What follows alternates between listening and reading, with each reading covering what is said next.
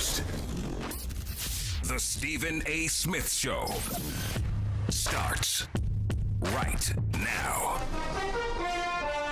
What is going on, everybody? Dan Kraca sitting in for Stephen A. on this Thursday in the big city. It's the Stephen A. Smith Show on ESPN Radio and seen all over the world on ESPN News. 888-SAY-ESPN is our telephone number, 888-729-3776. And ESPN Radio is presented by Progressive Insurance, celebrating 7 years and over 700 cars donated to vets. Learn more at keystoprogress.com. You can get me on Twitter at Dan Graca, Graca. We got a lot of things on the agenda for you here, as we do each and every afternoon. Of course, Damian Woody, our ESPN NFL analyst, is going to join me in about an hour as we go around the National Football League, with it being Week 10 already in the NFL, kicking off tonight an old AFL rivalry between the Chargers and the Raiders. Last time the Bolts are ever going to play in Oakland, so a little bit of history involved there, and a couple of teams that, you know, at least in the Raiders sense, maybe playing a little bit better than maybe we thought they were going to at the beginning of the season. And then for the Chargers standpoint, you know, they got out of the gates really slow here, but a couple of impressive wins last week, really putting the clamps down on Aaron Rodgers and the Green Bay Packers. So you're feeling good about where this Chargers team is here as we enter Week 10. But it's time for Straight Talk, brought to you by Straight Talk Wireless. And we'll do a little hodgepodge here in the opening block. We'll get to the NBA stuff and the load management and Kawhi Leonard and the Clippers and the Bucks and all that, which has me fired up to no end. But we'll start here with some college football because, yeah, I know that it's only Thursday and we're still a couple of days away. But, yes, we are just about 48 hours or so away from the game of the year between Alabama and between LSU. 2 against 3, Bryant-Denny Stadium. It promises to be a bash, and there's a lot at stake in this game. Normally, every time LSU and Alabama cross paths in the last couple of years, you know that it means something. You know that there's a lot of postseason implications here for this game, and this promises to live up to the hype. At least we hope it does. And first and foremost, before you think about this game and where it could potentially be heading, you have to, of course, get a little bit of clarity on the status of Tua Tagovailoa and how that ankle is going to respond. How healthy is he going to be? I mean, he's probably going to take the field. He'll probably be out there on Saturday, but he's also probably not going to be 100%. He's only had 3 weeks of rest. So to expect anybody to come back from that type of an injury, and remember, when you saw the injury take place, you kind of thought that it was going to be significant enough to where it was going to sideline him for a prolonged period of time. Now, fortunately enough for Alabama, the schedule kind of worked into their favor because they had Arkansas in there, who's no good. They had the bye week, so it allowed him a little bit of affordability to get that thing as healthy as possible, not have to rush him back out onto that field. Because, let's be honest, if the following week the game was against LSU, he's probably not playing. And then if you're Nick Saban, you got to throw Mac Jones out there and you hope for the best. So at least Tua is going to be able to go out there and play. And remember, this is something that he was dealing with last year in the time between the SEC championship game and the college football playoff. There he had about a month to be able to get that thing back to 100%. And he even said it really wasn't quite 100% healed. So now how is that going to be different with just 3 weeks as opposed to a month? And even though you have this player who could do so much when healthy, the fact that he's compromised a little bit, I think that it's going to be incumbent upon Alabama in this game to be able to run the football. You know, you have to be able to at least take something off of his plate as to what you're going to ask this quarterback to do. And we know that he's a phenomenal talent. And we know that he is arguably the best player in college football. But if he's not 100%, you need these other guys to be able to rely on. That's going to make their job that much easier. And I know the Alabama defense is maybe not what we're used to seeing over the last few years under Nick Saban. You know, this is not peak Bama defense since Saban's been in Tuscaloosa.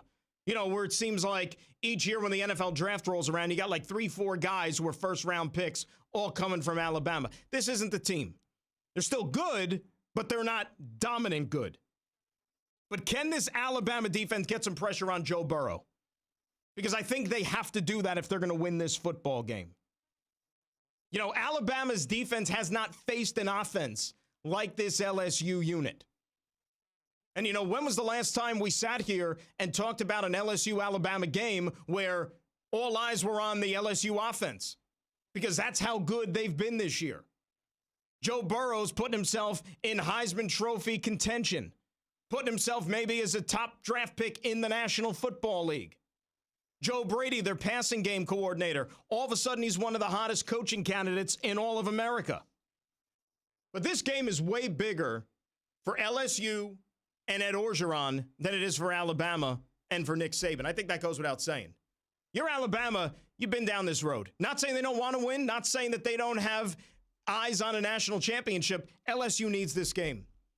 Okay, there's a reason, among others, why Les Miles is coaching at Kansas right now, and he's still not out there eating grass at LSU because he couldn't beat Alabama towards the tail end of his coaching career. That's why.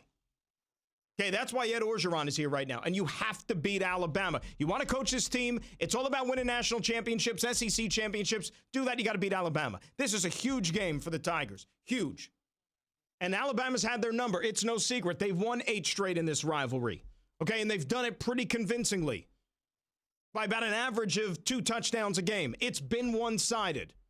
Doesn't matter how many guys LSU sends to the NFL. Alabama has had their number. I mean, shoot, you got to go all the way back to 2010, the last time LSU even put up 20 points in one of these games. But now they have an offense that is capable.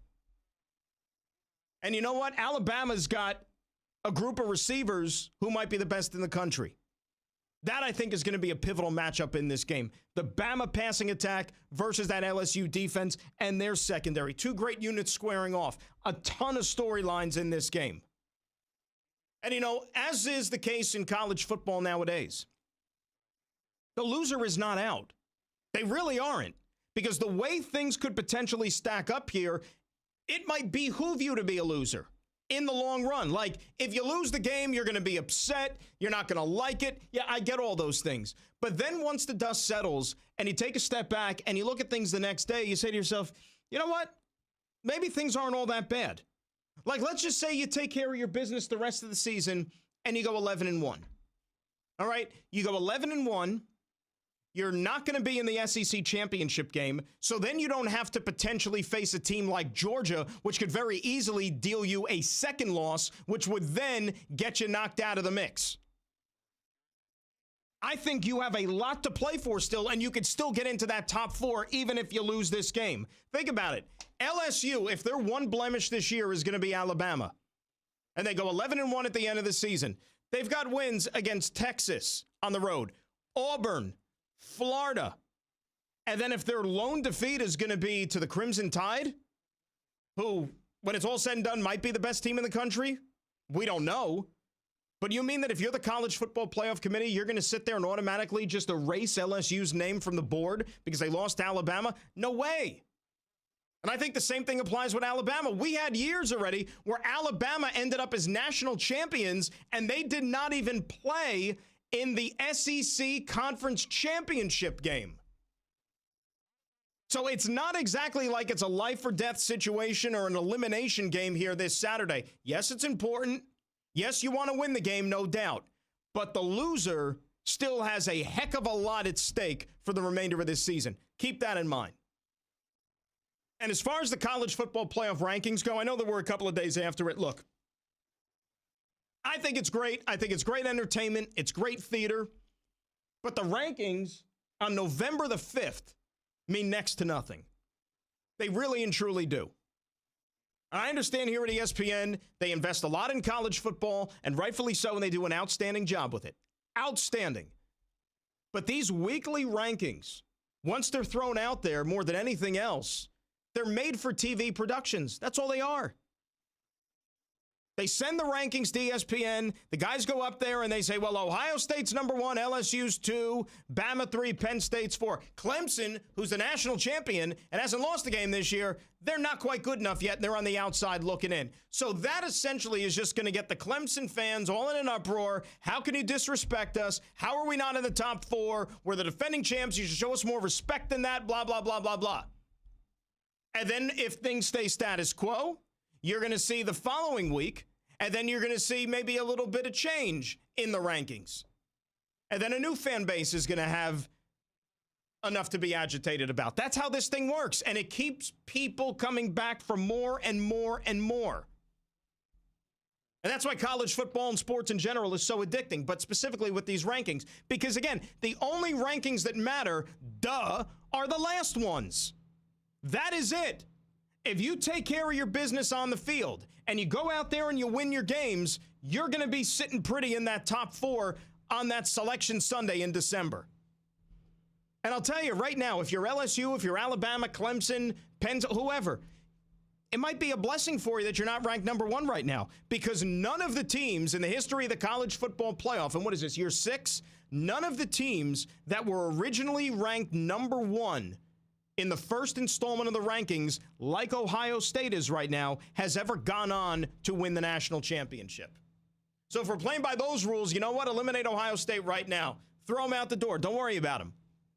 But I think they got it right. I think this committee, right here, right now, for the first week of November, this is the way it should be.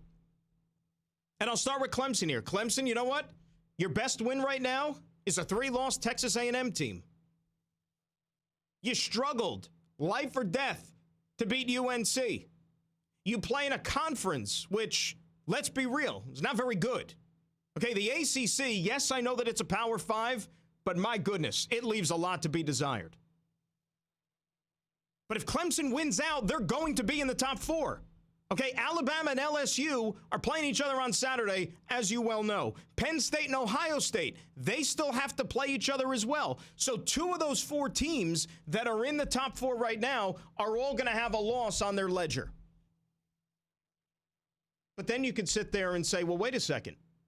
Why are you even giving Alabama the benefit of the doubt right now? Even at number 3. Because isn't Alabama's best win right now Texas A&M? Right? So if you're sitting here telling me that was the best win that Clemson had, and they're the defending champs, but it's also the best win that Alabama had, and you got Alabama not 1 but 2 spots ahead of the Tigers, then how was that fair? No rhyme or reason on November the 5th. None. But like I said, a lot can happen here over the next few weeks, starting with this Saturday with LSU and with Alabama.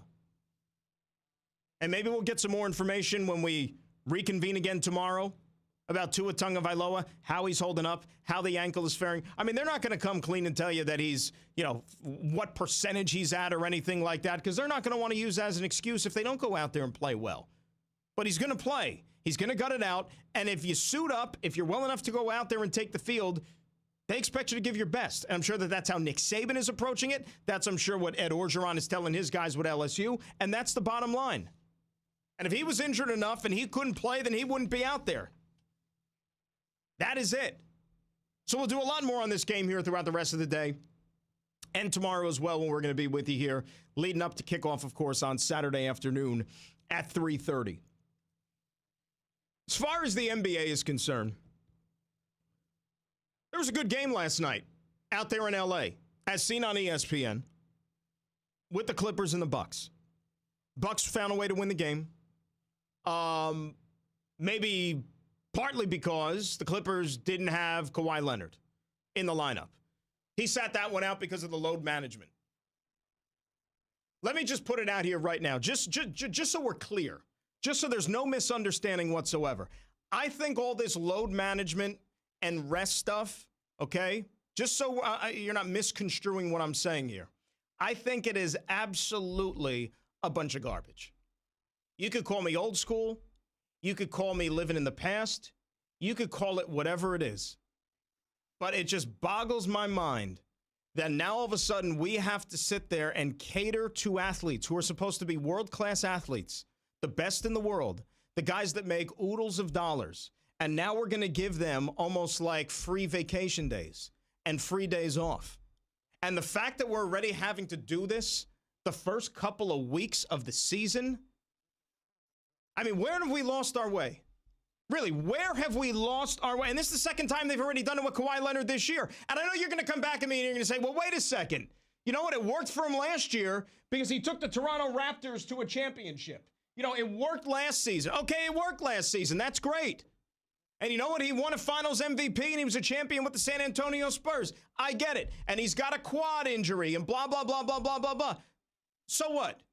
So Kawhi Leonard is the only guy in the history of the game that's been injured and won a championship and played through pain?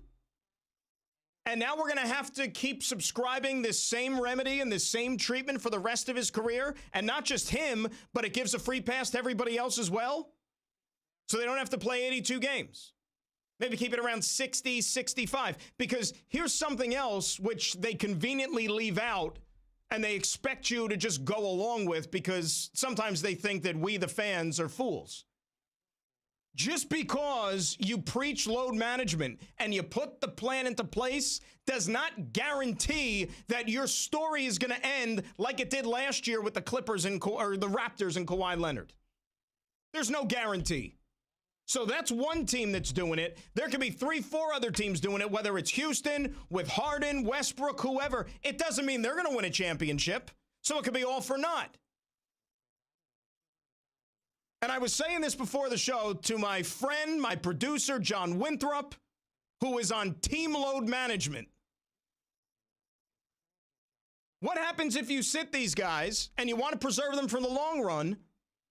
And what happens, let's say, I don't know, in the middle of January, said player, whoever that is, goes out and rips his Achilles in one of the few games that he does play.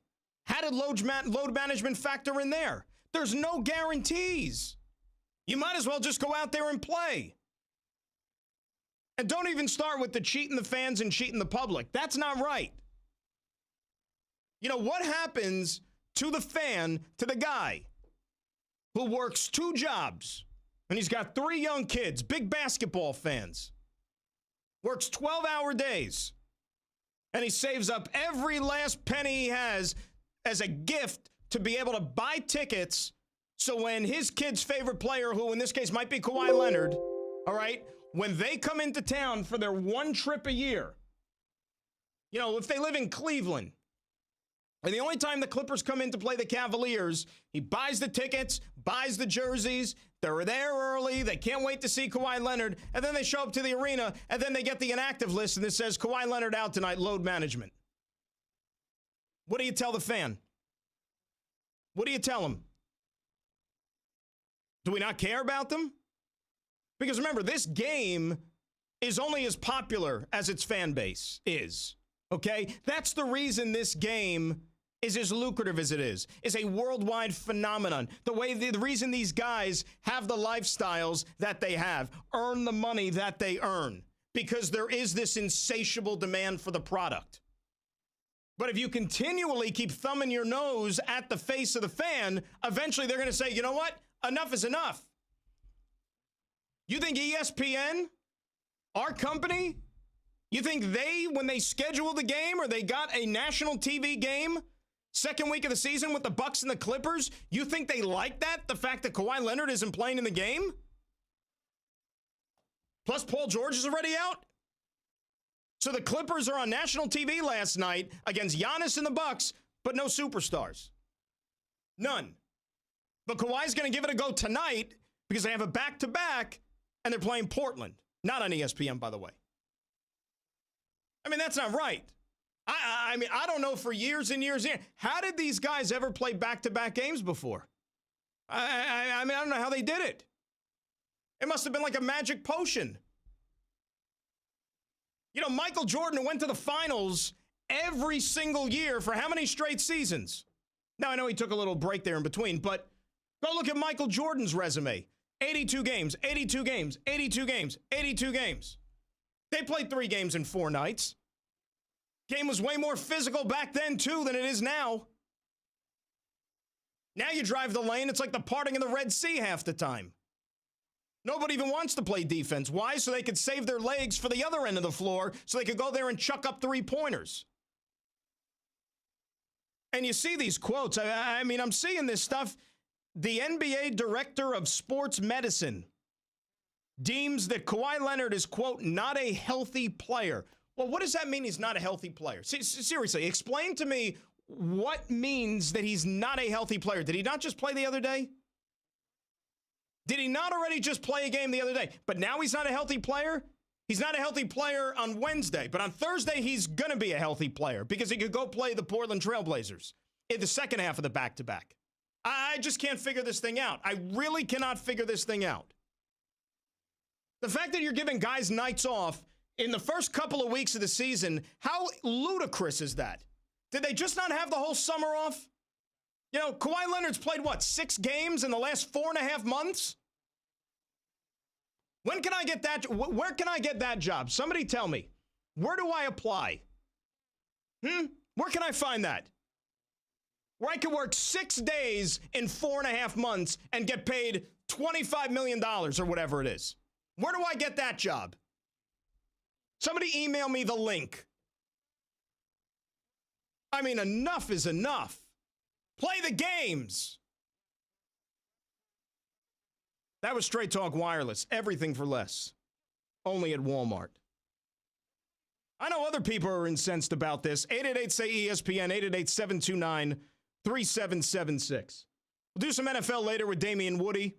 Week 10 is upon us. We'll talk to him, but we'll talk to you coming up. Now, do you have frequent heartburn and acid stashed everywhere in case it pops up? Well, now you can experience what zero heartburn feels like by joining the Prilosec OTC 2-week challenge. Just take 1 pill a day for 14 days and experience 24 hours of zero heartburn. Kick your antacid habit. Sign up on PrilosecOTC.com today.